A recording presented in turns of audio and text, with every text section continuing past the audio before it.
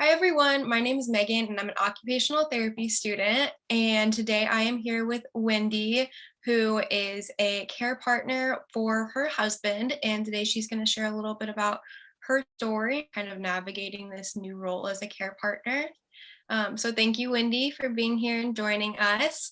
Um, After hearing your story a little bit, I would really like for you to talk about maybe the challenges that you face as a care partner and kind of how you overcame some of those challenges. Okay. Um, so my husband is fairly young. He's 67, and we realized something was wrong when he was about 64. Um, so I think the first challenge that we had was knowing what was going on.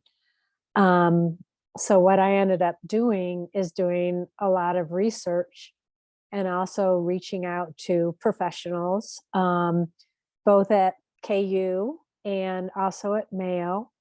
And we were able to get a preliminary diagnosis. It was kind of hard because a lot of times with dementia, you don't know what it's going to be until it evolves. Um, so that was the first thing that we needed to do. And then I think the second thing that I did is I joined support groups, and that was very helpful. And it was really helpful to get into a support group that was more focused on the type of dementia that my husband has. With Lewy body dementia, um, it's interesting because in his situation, some of the physical aspects are more predominant as opposed to like memory issues and those type of things.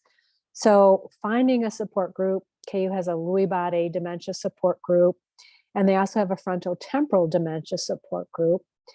And my husband, because he was experiencing symptoms of both of those, I found that more helpful than an Alzheimer's support group. KU has one of those too. Um, I think the other key challenge is that most people don't understand what you go through as a caregiver. For my husband, it hit in so many different fronts: psychiatric, cognitive, visual, spatial, being able to use his body. Um, and it's very hard for friends and family to understand what's going on, especially in the early phases when it's not so apparent that there actually is something going on. And in our situation, since my husband is and was a brilliant man, he had the ability to not show that in some of the brief interactions. So I think one of the hardest things is when I was experiencing it and friends and family didn't understand what was going on. I think as the disease has progressed, it's become a little bit more apparent. But I think it was pretty hard at times. The other thing I did that really helped me is a caregiver can experience their own mental health kind of challenges. And I ended up feeling, some anxiety and some depression. And it wasn't like in grief, and it wasn't like any type of thing I felt before. So I did get reached out for help. I also was able to start working with a social worker at the memory care unit. Her name is Michelle, and she was phenomenal because she could tell me that what I was experiencing was normal for caregivers. So it made me feel a little less crazy, and it helped me understand why I was going through this. And she helped me come up with some options. Like, for instance, one of the things she told me is every day I needed to spend some time for myself, and whether that be going out exercising or grocery shopping or even just a short time away from the house, those things were very helpful. So the other thing that I think is different for caregivers to understand, or care partners, um, is that the grief is different than when you have somebody who has like cancer or dies from cancer or a heart attack or whatever. I think people understand that type of grief where a trauma happens, you can grieve it, everybody understands that, they support you, and then you can kind of move on with your life. In dementia, the grief happens continually. So, like, every day there might be another loss. And so you grieve that loss and you grieve that your partner is not who they were. And you've got to have some understanding and realize who they are. And so there's grief along the whole process. And when you combine that with most people don't really understand, you don't get the support from friends and family as much because they don't understand that this is a continual grieving thing. And it's not like a death where you could kind of grieve it once and maybe in 6 months or a year, you just move on. So, does that answer your question? Yeah, for sure. I think you made a lot of important points too about how grief and that process can look differently, and also opening up about like mental health and everything, because a lot of the times the focus is on the person, and care partners are often, forgotten about, and that's not talked about as much too. So I really appreciate you bringing that up and kind of talking about the things that are maybe not talked about as much. And you did kind of mention with like friends and family, it was hard, especially early on, because maybe they didn't see everything that you were seeing and noticing.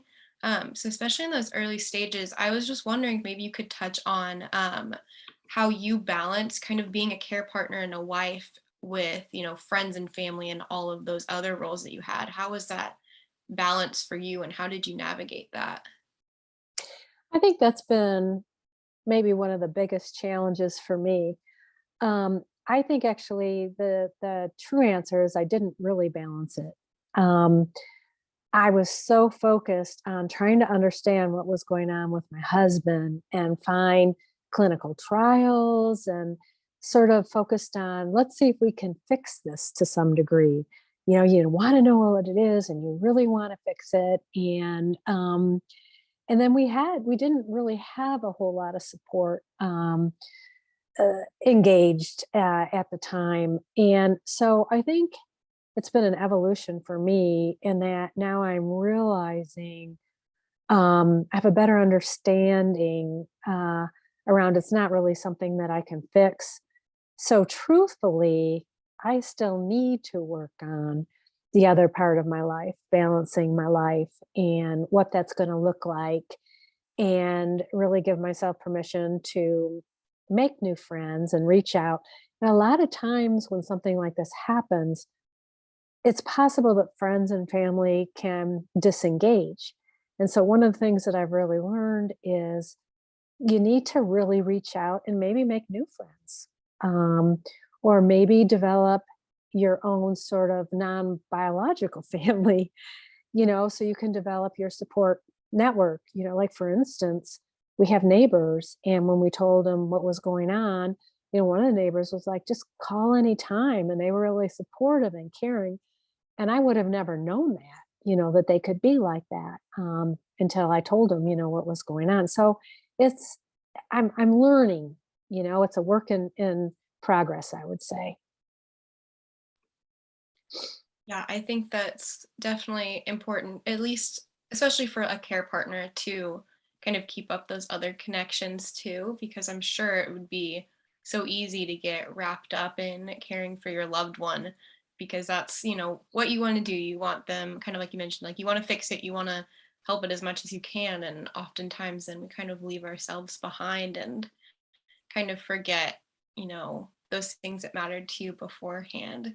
So I think Hmm. that's really cool and really great that you're kind of focusing on that and putting that into perspective for sure. Um, if you could give, for our last question, if you could give one piece of advice for care partners that might be watching this, going through it right now, kind of having a difficult time, what would be one piece of advice you would want to give to them as they navigate this new role?